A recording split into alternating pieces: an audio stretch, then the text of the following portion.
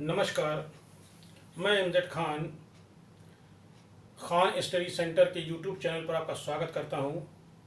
दोस्तों, आज कला टेस्ट सीरीज़ का दूसरा भाग पार्ट 2 शुरू होने जा रहा है।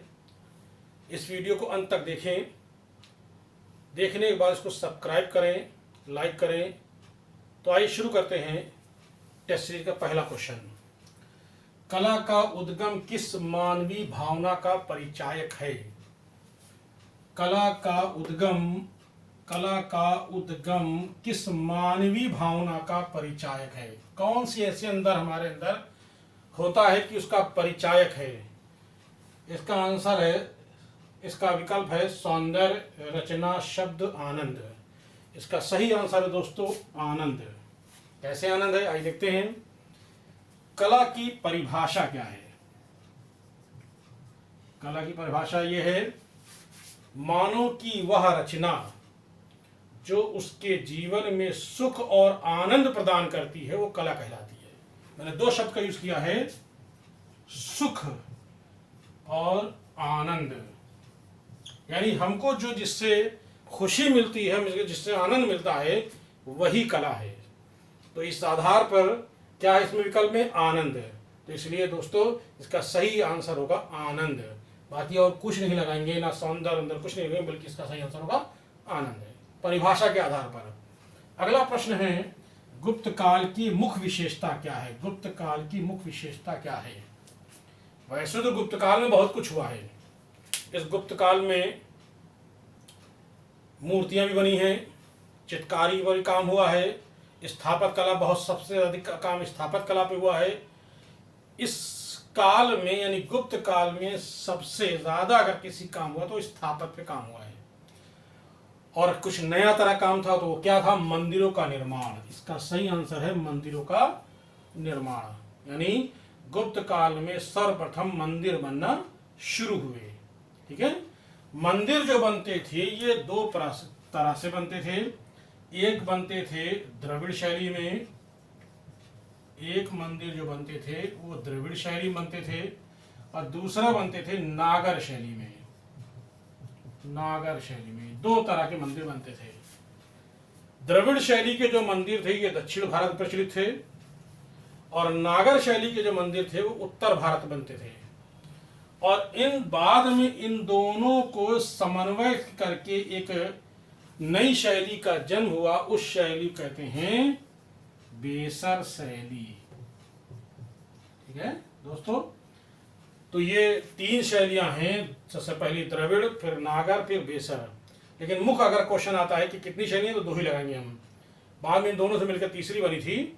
इसके बारे में और बहुत सारी डिटेल है जो हम आपको आगे जब हम क्लास शुरू करेंगे तो हम आपको बताएंगे इसमें और क्या क्या डिटेल है, कैसे कैसे द्रविड़ शैली, नागर शैली, बेसर शैली के मंदिर बने हैं, किस तरह इसमें गुंबद का, किस शैली में गुंबद का प्रयोग किया गया है, हम लोग आगे चर्चा करेंगे। तो इसका सही आंसर है गुप्त काल की मुख्य विशेषता क्या? मंदिरों का निर्माण होना। ठीक। नेक्स्ट क्वेश्चन क्या है?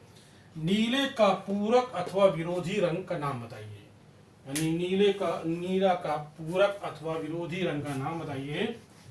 तो आप लोग इसका आंसर हम नहीं बताएंगे, आप ही लोग खुद बताएंगे। आइए देखते हैं इसका विरोधी रंग। पहले तो देख लें पदार्थ के आधार पर और मनोविज्ञानी के आधार पर कौन कौन से मूल रंग हैं। ठीक है। तो ये हम देखते हैं पदार्थ के आधार पर मूल रंग कौन से हैं। तो मूल रंग पदार्थ के आधार पर मुख्य रूप से तीन होते हैं। कौन कौन सा? लाल, नीला, पीला। ये किसी से नहीं बनते हैं, ये डायरेक्ट होते हैं, प्राकृतिक रंग माने जाते हैं, ये प्राथमिक रंग माने जाते हैं, इनको मूल रंग कहते हैं। लेकिन मनोविज्ञानी के आधार पर जो मूल रंग माने गए हैं, मनोवैज्ञानिक के आधार पर, मनोवैज्ञानिक के आधार पर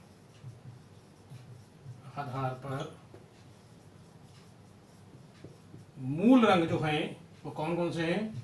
लाल, ये तीन पहले होंगे, लाल, नीला, पीला, एक और जुड़ जाता है इसमें, हो जाता है हरा। यानी मनोविज्ञानी के आधार पर मूल रंग चार हो जाते हैं। लेकिन प्रश्न ये नहीं पूछा, प्रश्न पूछा ये है कि नीले का पूरक अथवा विरोधी रंग कौन सा है, विरोधी अपोजिट रंग। तो आइए देखते हैं इसका अपोजिट रंग कौन कौन से, एक बार फिर देखते हैं, इसको मिटाना पड़ेगा, जगह नहीं है। देखिए ये हमने बनाया एक त्रिकोण, ठीक है, ये हो गया लाल, ये हो गया नीला, ये हो गया पीला। इसी उल्टा बना देंगे आप, उल्टा बना दिया इसका, है? तो लाल बना दिया, नीला बना दिया, पीला उल्टा बना दिया। अब देखिए लाल और नीले रंग से जब हम आपस में मिलाते हैं तो बनता है बैंगनी।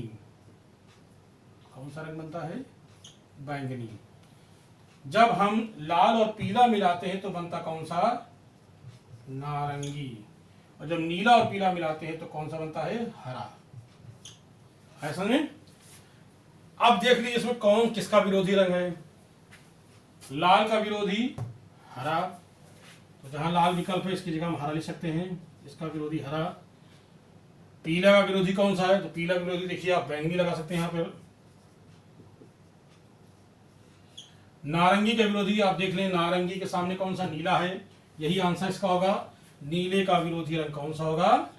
नारंगी होगा, ठीक है ना। नीले का विरोधी रंग नारंगी, और बैंगनी का विरोधी रंग कौन सा है? पीला है। तो दोस्तों ये क्वेश्चन पूछा गया है अलग अलग तरह से। एक बार क्वेश्चन पूछा कि नीले का विरोधी रंग कौन सा? नारंगी है, लेकिन एक बार विकल्प आया पीला है। तो ये है क्या मामला? तो आइए मैं इसको समझाता हूं आपको। देखिए लाल और हरा ये कभी ये अपनी जगह स्थिर रहेंगे। जब नीला और हरा मिला देंगे तो ये बन जाएगा नील हरित, जिसको हम नीलमणि भी कहते हैं, नील हरित। और जब हरा और पीला मिला देंगे तो ये बन जाएगा पील हरित, ठीक है। तो दोस्तों हम देखते हैं ओस्टवाल्ड का नियम क्या कहता है। ये ओस्टवाल्ड का नियम देखते हैं, ओस्टवाल्ड का नियम क्या कहता है।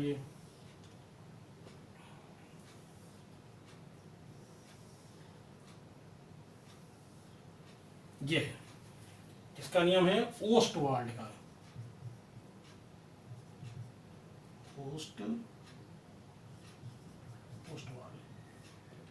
ओस्टवाल्ड का नियम, ये जर्मनी के वैज्ञानिक थे। तो इन्होंने एक रंग थोड़ा बनाया, देखिए कौन कौन से रंग इनके। पहले लिख दीजिए लाल, यहां लिख दिया हमने लाल। लाल के बाद बैंगनी, ये लिख दिया हमने बैंगनी। बैंगनी के बाद नीला, नीला के बाद कौन सा है? नील हरित, नील हरित।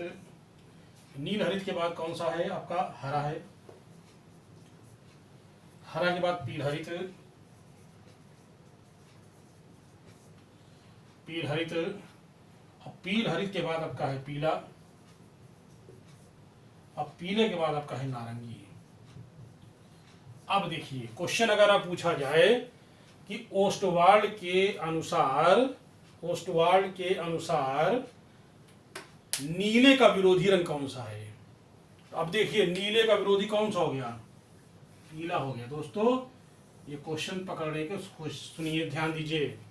क्वेश्चन जब पूछे कि ओस्टवाल्ड के अनुसार नीले का विरोधी कौन सा है, तो आप कहेंगे पीला रंग, या पीले का विरोधी कौन सा है? नीला। लेकिन सिंपल आधार पर अगर हम देखेंगे तो यहां पर हो जाएगा नीले का विरोधी नारंगी और पीले का विरोधी बैंगनी। तो ये ओस्टवाल्ड का नियम है, आप लोग दिख रहा होगा। इस पर बना करके अपना समझने का प्रयास करिएगा, इससे हर बार एक आध क्वेश्चन जरूर आता है। चलिए अगले हम लोग क्वेश्चन देखते हैं। इसको मिटा देते हैं तो जगह बन जाएगी थोड़ा सी।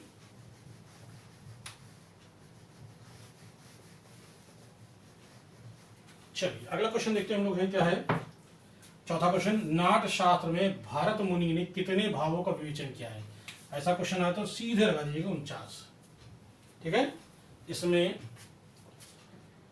स्थाई, ठीक है, सात्विक,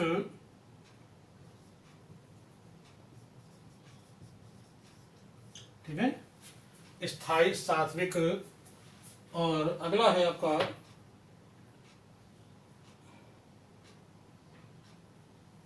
संचारी। कौन सा है? संचारी। तो स्थायी की संख्या है 8, सातवी की संख्या है 8 और संचारी की संख्या है 33। जोड़ दीजिए, 8 8 16 3 19, 19 के 9, 3 और 1 4, यानी कितने आंसर हो गया इसका? इसका आंसर होगा 49। अगला क्वेश्चन क्या है? भारतीय चित्रकला की एक विशेषता है, क्या है? देवी स्वरूप की परिकल्पना, अंतःकरण की प्रेरणा, सत्यम शिवम सुंदरम, उत्कर्ष का उन्नयन। कुछ लोगों ने इसका आंसर बताया है, कुछ विद्वानों ने इसका आंसर बताया अंतःकरण की है। ये नहीं है, इस पर टिक मत मारिएगा। इसका सही आंसर है सत्यम शिवम सुंदरम।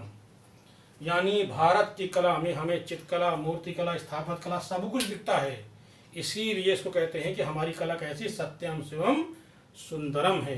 तो ये हमारी 5वां क्वेश्चन पूरा हुआ है। आगे देखते हैं। आइए अगला क्वेश्चन देखते हैं हम लोग, 6वां क्वेश्चन। किस विद्वान के अनुसार 8 रंग हैं? विकल्प स्टेला, क्रैम्ब्रिज, पिकासो, ओस्टवाल, इनमें से कोई नहीं। अभी थोड़ी पहले मैंने आपको बताया है कि 8 रंग के बारे में किसी ने अगर बताया तो जर्मन विद्वान थे, इसका नाम था ओस्टवाल या ओस्टवाल्ड। इसका सही आंसर होगा ओस्टवाल्ड। चलिए अगला क्वेश्चन है, रज्मनामा के चित्र किससे संबंधित है? ये क्या है? रज्मनामा। तो रज्मनामा के चित्र किससे संबंधित हैं? ध्यान दीजिए, रज्मनामा के चित्र किससे संबंधित हैं? तो रज्मनामा के चित्र संबंधित हैं वो रामायण नहीं है, गीत गोविंद नहीं है, मेघदूत नहीं है, ये है किससे?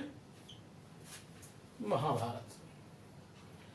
महाभारत का अनुवाद अकबर के शासनकाल में 1582 में इसको अब्दुल कादिर बदायूनी ने,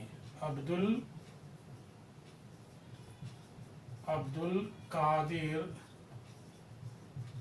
बदायूनी ने इसे लिखा ना, रज्मनामा किस संबंधित है?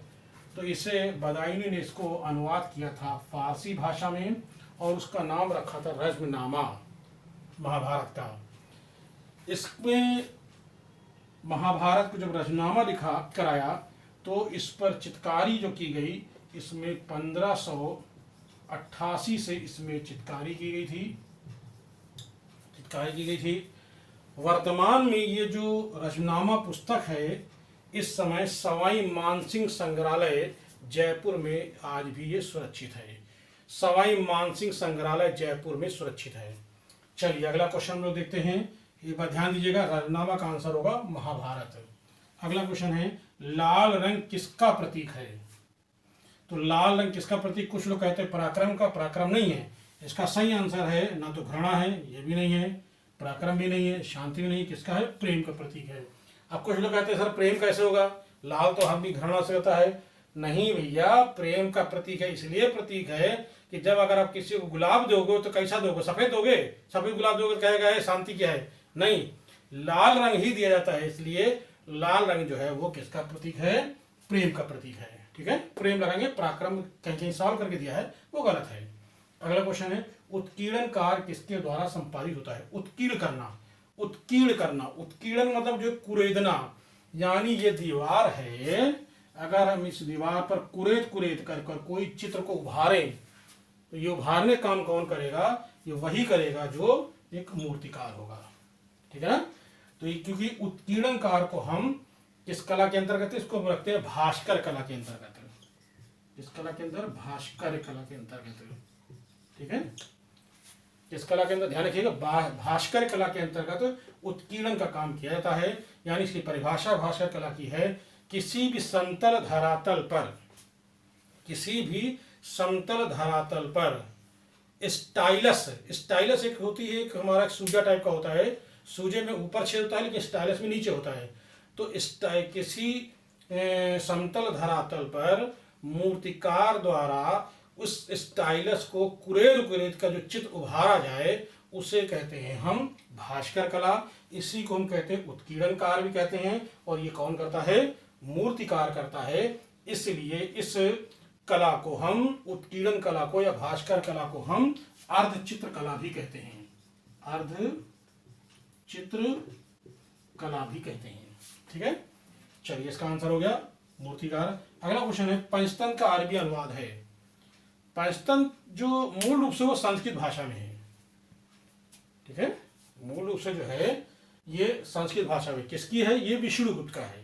यानी विष्णुगुप्त ने पंचतंत्र को, कहानियां बहुत सारी हैं, इन कहानी को बाद में चित्रण किया गया तो अलग अलग इसमें या अनुवाद किया गया।